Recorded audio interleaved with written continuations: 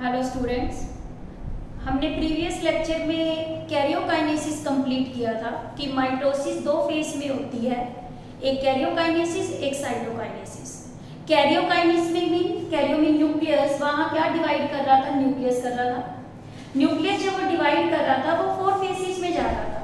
4 stages कौन कौन सी थी उसकी? प्रोफेज, मेटा, एना और टी। जब कैरियोकाइनेसिस कंप्लीट हो जाती है तो सेकंड हमारी स्टेज आती है, वो कौन सी आती है? Cytokinesis. Cytokinesis derived from Greek word that is a Kyoto. Kyoto का मीनिंग होता है होलो या सेल। सेकंड काइनेसिस, काइनेसिस का मतलब क्या होता है? Movement. It means it is the movement of cell. Cytokinesis को वैसे हम क्या बोलते हैं? Division of cytoplasm.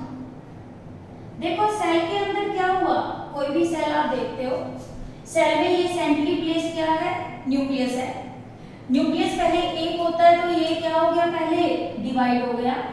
जब ये डिवाइड दो में हो गया, अब इसको क्या करना है? डिवीजन में जाना है और बाहर क्या पड़ा? ये साइटोप्लाज्मा। और इस साइटोप्लाज्मा को अब क्या करना है? डिवाइड करना है। जब ये साइटोप्लाज्मा का डिवीजन होगा, इसे हम क्या बोलेंगे? साइटोकाइनेसिस। साइटोकाइनेसिस क्या इंडिकेट करता है? सेल डिवीजन का एंड। ये भी बहुत इंपॉर्टेंट क्वेश्चन है कि जो आपका एंड है वो कौन सी स्टेज शो करता है? It marks the end of cell division. ठीक है, यानी कि जब सेल क्या करती है? डिवीजन में जाती है तो इसके न्यूक्लियस ही डिवाइड नहीं करते, साथ साथ ये सेल खुद भी डिवाइड हो जाती है दो डॉटर सेल्स के अंदर। इसके बाद साइटोकाइनेसिस स्टार्ट होती है कैरियोकाइनेसिस के बाद। तो इसमें क्या होता है? साइटोकाइनेसिस दोनों में होती है, प्लांट सेल में भी होती है और एक एनिमल सेल में भी होती है। बट प्लांट सेल के अंदर अलग मेथड से सेल डिवाइड करती है साइटोप्लाज्मा को, और एनिमल सेल क्या करती है? अलग मेथड से करती है। फर्स्ट हम स्टडी कर रहे हैं cytokinesis in the animal cell.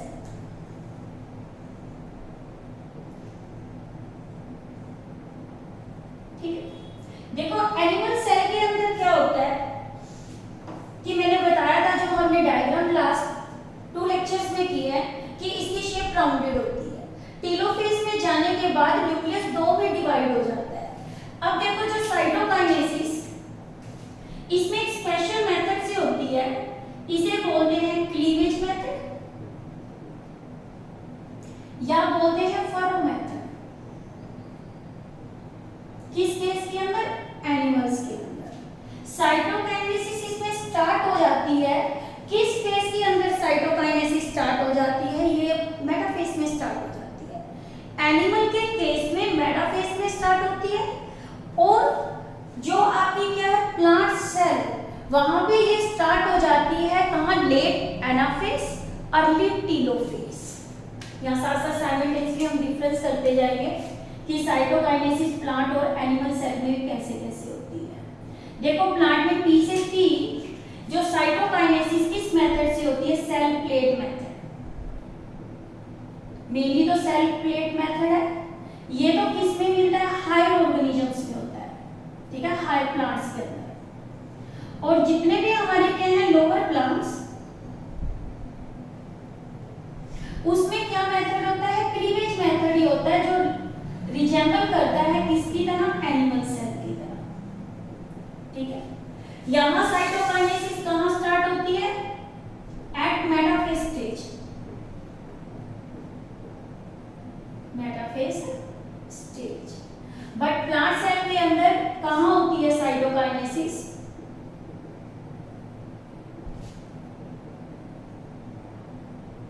Eight late anaphase और अर्ली प्रोफेज। ठीक है, सॉरी अर्ली टीलोफेज।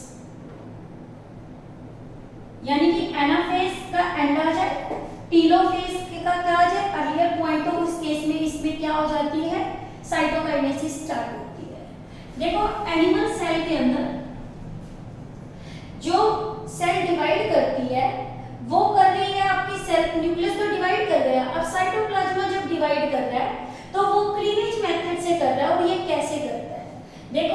एक एनिमल सेल है,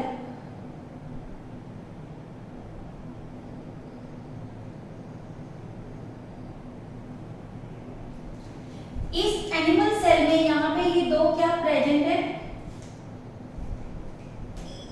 न्यूक्लियस प्रेजेंट है, दोनों अपोजिट पोल पे। टेलोफेज में ऐसा ही होता है कि दो सेल्स क्या कर जाती हैं, डिवाइड कर जाती हैं, ये न्यूक्लियस हो गया।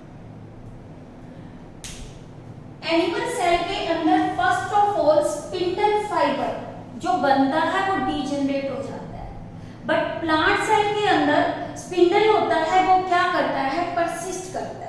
क्या बताया आपको कि इस केस के अंदर तो क्या करता है, स्पिंडल परसिस्ट करता है, यानी कि वो डीजनरेट नहीं होता, स्पिंडल परसिस्ट ड्यूरिंग साइटोकाइनेसिस। ठीक है, और इसमें स्पिंडल क्या कर जाता है, डीजनरेट। फर्स्ट पॉइंट हो गया क्लियर, फर्स्ट फरो मेथड।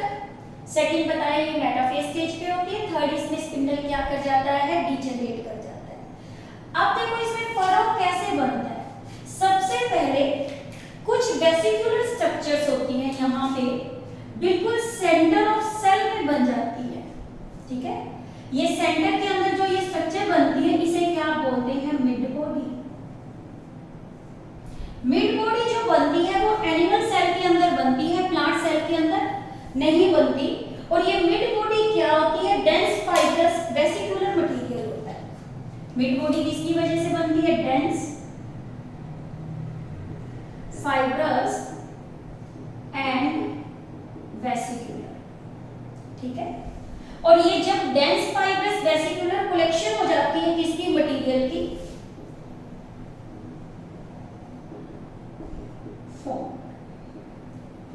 अब सेल मेम्ब्रेन के नीचे यहाँ पे क्या प्रेजेंट होते हैं, माइक्रोट्यूब्यूल्स वगैरह होते हैं। मेनली हम इसमें बताएं तो सेल मेम्ब्रेन के नीचे जो मटेरियल प्रेजेंट है वो आपका कौन सा होता है, माइक्रोट्यूब्यूल्स नहीं, माइक्रोफिलामेंट्स। क्या बताया आपको, पहले तो मिड बॉडी बनी। मिड बॉडी क्या होती है, dense fibrous vesicular material form हो जाता है। फिर सेल मेम्ब्रेन के बिलो, ये क्या है, सेल मेम्ब्रेन, इसके नीचे यहाँ पे क्या बनते हैं, माइक्रोफिलामेंट पड़े होते हैं। क्या प्रेजेंट है, ये माइक्रोफिलामेंट। अब इसकी वजह से ये माइक्रोफिलामेंट सेल को क्या करते हैं, इनवेजिनेट करते हैं। और सेल जब अंदर की तरफ क्या हो जाती है, इनवेजिनेट हो जाती है, तो यहाँ फरो बनना शुरू हो जाता है। ठीक है, और जब ये फरो बन गया, यहाँ पे ये फरो फॉर्मेशन हुई किसकी वजह से, माइक्रोफिलामेंट की वजह से। फिलामेंट आपको पता है कॉन्ट्रैक्टाइल होते हैं, तो ये सेल मेम्ब्रेन को अंदर की तरफ क्या कर लेते हैं, पिंच अप ऑफ कर लेते हैं, इनवेजिनेट कर जाती है। और सेल मेम्ब्रेन जब अंदर की तरफ क्या कर गई, इनवेजिनेट कर गई, तो ये फरो धीरे धीरे इस तरह से क्या होता गया, डीप होता गया। ये न्यूक्लियस है इसके अंदर, और यहाँ पे हमने इसका नाम क्या है, डीप, डीप हो गया फरो। यहाँ पर फॉर्मेशन हुई थी किसकी, फरो की। किसकी वजह से हुई, मिड बॉडी बनी पहले। इस फाइब्रस मटेरियल ने माइक्रोट्यूब्यूल को अंदर की तरफ क्या करने लगे, पुल करने लगे, और सेल मेम्ब्रेन बाहर प्रेजेंट है, वो अंदर की तरफ क्या कर गई, इनवेजिनेट कर गई। और जिसकी वजह से क्या हुआ, ये फरो बनने के बाद ये फरो धीरे धीरे क्या होता गया, और डिपेंड हो गया, और लास्ट में जाके ये कैसे ग्रो कर रहा है, देखो towards the centre. Furrow deepen हो रहा है कैसे, सेंट्रीपिटली। ठीक है, और फाइनली ये दोनों फरोस आपस में क्या हो गए, इस तरह से कंबाइन हो गए। कंबाइन हो गए तो यहाँ पे कितनी सेल्स बन गई, 2 सेल्स की क्या हो गई, फॉर्मेशन।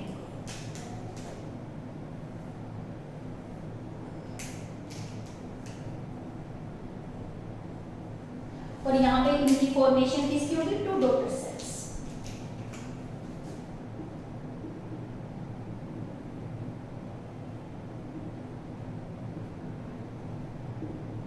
ठीक है, I am repeating once again animal cell that cytokinesis अगर बाय क्लीवेज मेथड या फरो मेथड।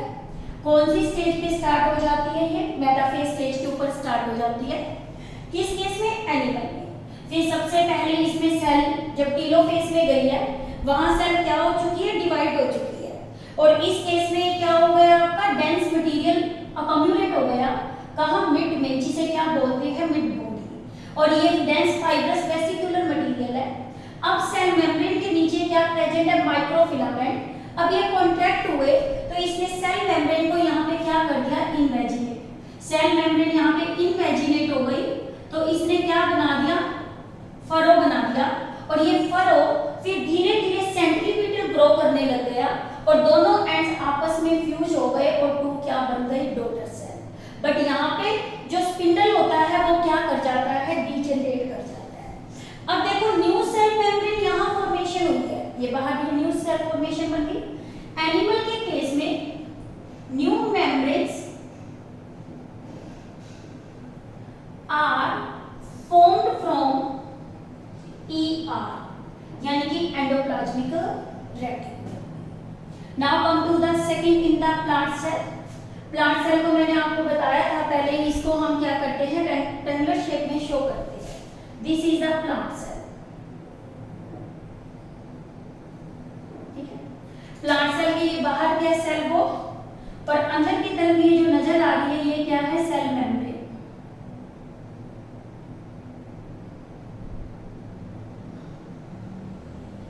पहले हम कंसीडर कर रहे हैं जो मेन मेथड है that is the cell plate method. फिर देखो आपको पता है यहाँ इसके अंदर क्या प्रेजेंट है? ये एक सेल है, ये दो न्यूक्लियस इसके अंदर दो डिवाइड हो गए, दोनों कहाँ प्रेजेंट है? अपोजिट पोल पे। ठीक है,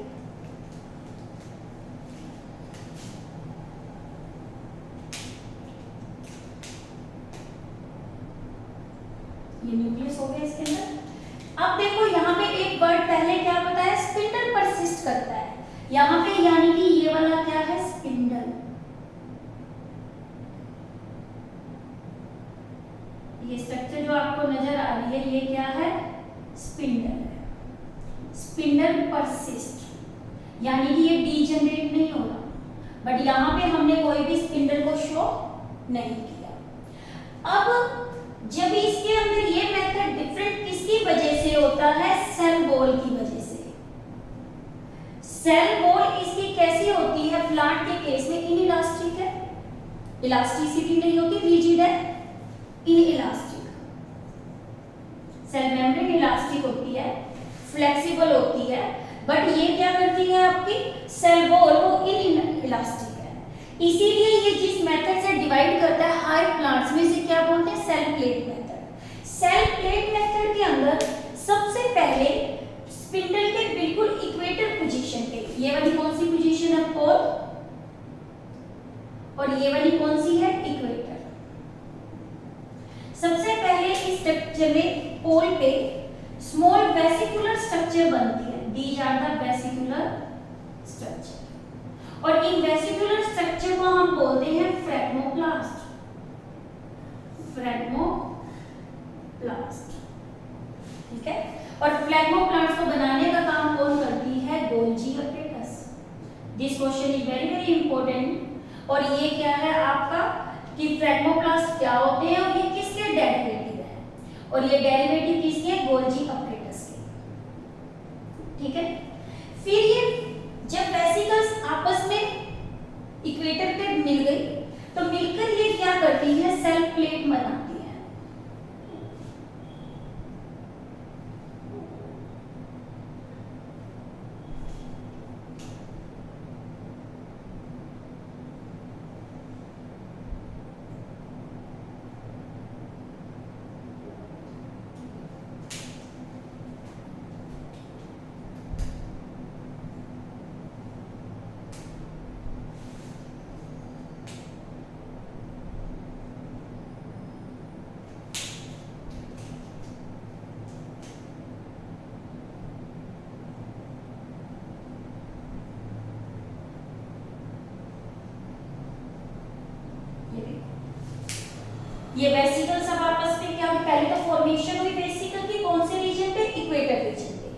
जब वेसिकल आपकी कहाँ बन गई, इक्वेटर रीजन में बन गई।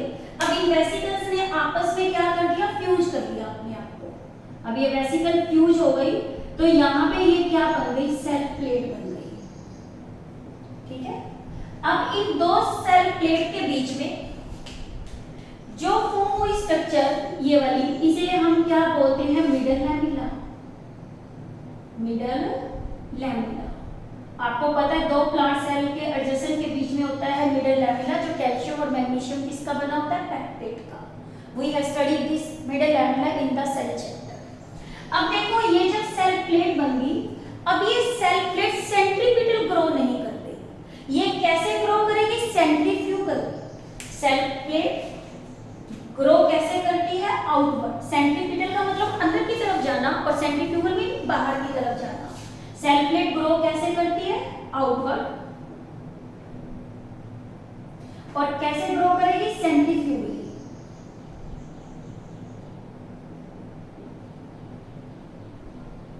ठीक है, जब ये सेल प्लेट सेंट्रीफ्यूगली क्या करती है, ग्रो करती है, तो बाहर आपको पता है क्या है, सेल मेम्ब्रेन, और क्या है, सेल वॉल, और ये उनके साथ जाके क्या हो जाएगी, कंबाइन हो जाएगी। और जैसे ही ये क्या होगी, सेल फॉर्मेशन जो यानी कि यहाँ किसमें स्टार्ट हुई, सेंटर में।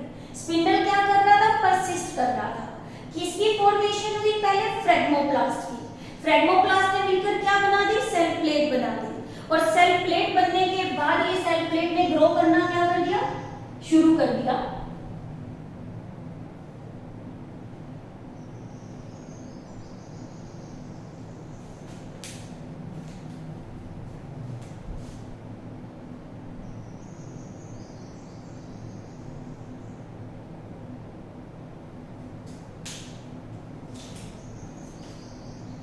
ये हमने ग्रो करती हुई ये दोनों तरफ दिखा दी, और बीच में जो फॉर्मेशन किसकी बताई आपको, मिडल लैमेला की।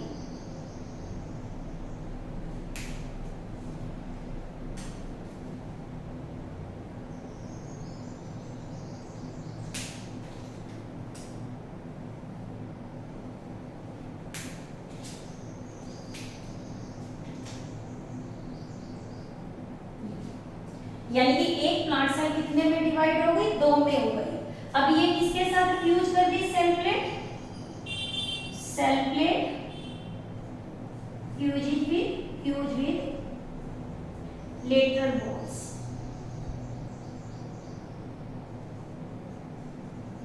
That results in dividing the plant cell into the two daughter cell।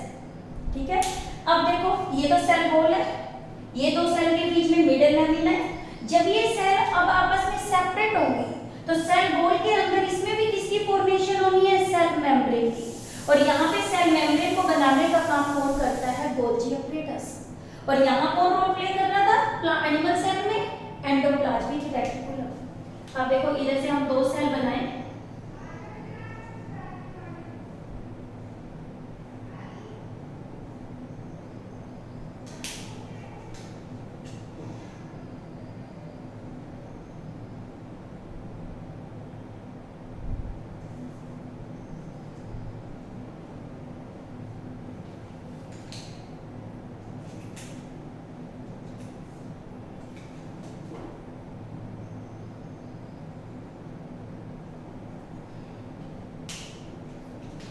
क्या है, मिडल लैमेला दो को जोड़ रहा है, ये दो न्यूक्लियस हो गए दोनों के।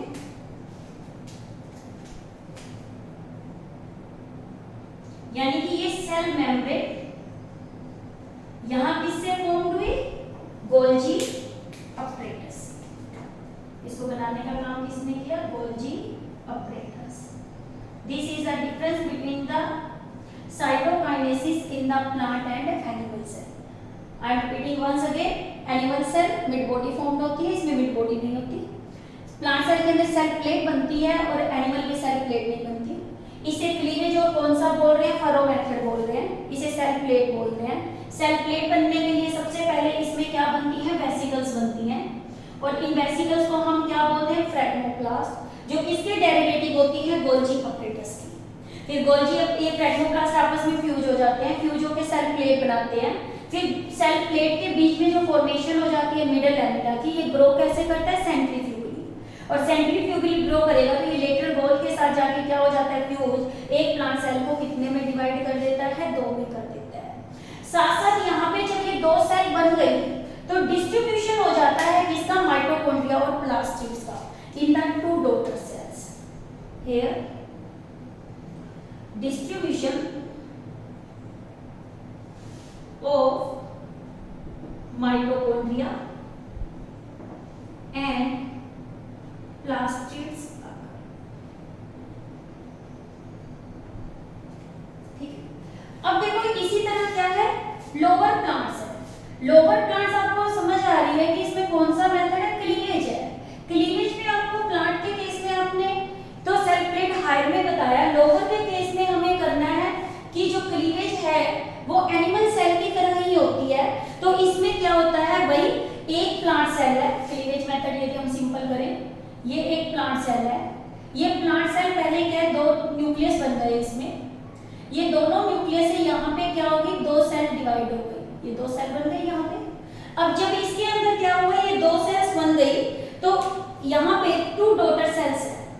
2 डॉटर सेल के बीच में यहाँ पे मटेरियल की डिपोजिशन होने लग जाती है और ये मटेरियल इसके अंदर क्या है, आपके पेक्टिन हो गया, जैसे हेमीसेल्यूलोज हो गया, और इसके बाद तीसरा कंपाउंड कौन से होते हैं, माइक्रोफाइब्रेज ऑफ सेल्यूलोज। देखो पहले एक प्लांट सेल है, ये एक प्लांट सेल है, ये प्लांट सेल क्लीवेज से कितने में डिवाइड होगी, 2 प्लांट डॉटर सेल्स में।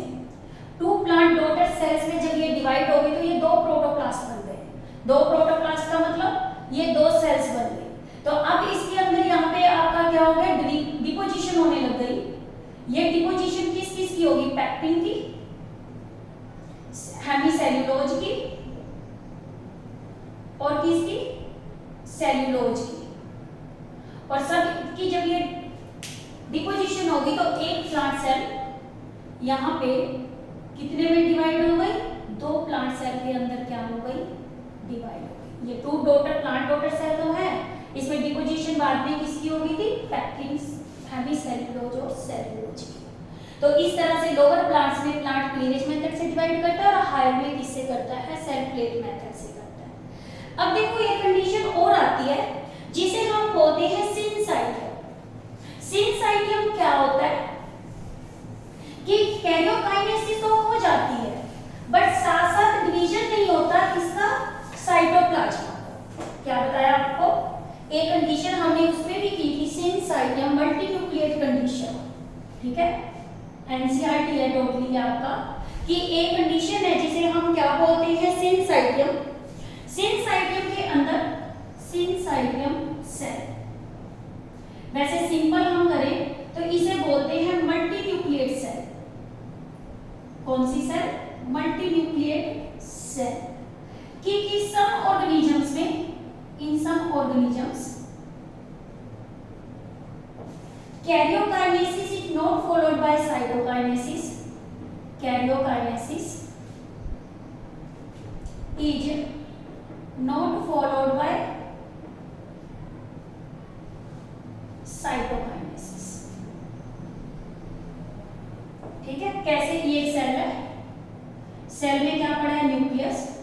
न्यूक्लियस के बाद ये न्यूक्लियस तो बहुत में डिवाइड हो गए बट साइटोप्लाज्मा का डिवीजन नहीं हो गया। यहाँ क्या होगी, कैरियोकाइनेसिस बट नॉट साइटोकाइनेसिस।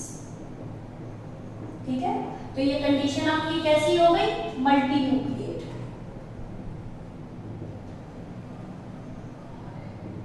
ठीक है, तो कुछ ऑर्गेनिजम्स में karyokinesis not followed by cytokinesis resulting the formation of multinucleate condition.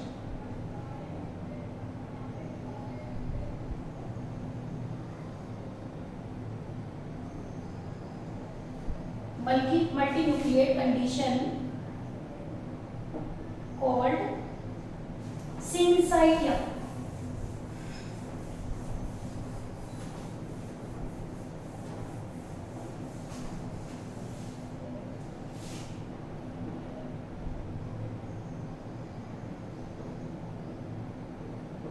ठीक है, फॉर एग्जाम्पल एनसीईआरटी आपका एक एग्जाम्पल है जिसमें आपका क्या आता है, कोकोनट आता है। कि जो कोकोनट के अंदर एंडोस्पर्म होता है वो मल्टी न्यूक्लिएट होता है। लिक्विड एंडोस्पर्म इन कोकोनट, लिक्विड एंडोस्पर्म इन कोकोनट। और ये एग्जांपल किसका होता है? मल्टी न्यूक्लिएट कंडीशन का होता है। ठीक है, अब देखो मल्टी न्यूक्लिएट कंडीशन सिंसाइटियम जो वर्ड होता है वैसे तो एनिमल के केस में लगाते हैं, किसमें? एनिमल्स के केस में।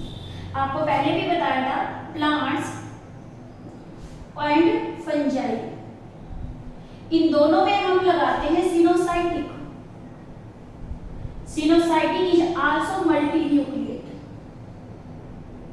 बट एनसीईआरटी है, एनसीईआरटी में आपका एग्जांपल मल्टी न्यूक्लिएट का किसका दिया हुआ है? लिक्विड एंडोस्पर्म इन कोकोनट। और ये एग्जांपल आपका किसका है? सिनसाइटियम का।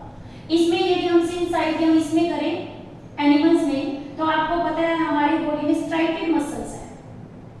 ठीक है, स्ट्राइटेड मसल जो होते हैं वो कैसे होते हैं? मल्टी न्यूक्लिएट कंडीशन है। ये एग्जांपल मैंने आपको बता दिया। और ये हमारा क्या था? Totally about the cytokinesis, division of the cytoplasm.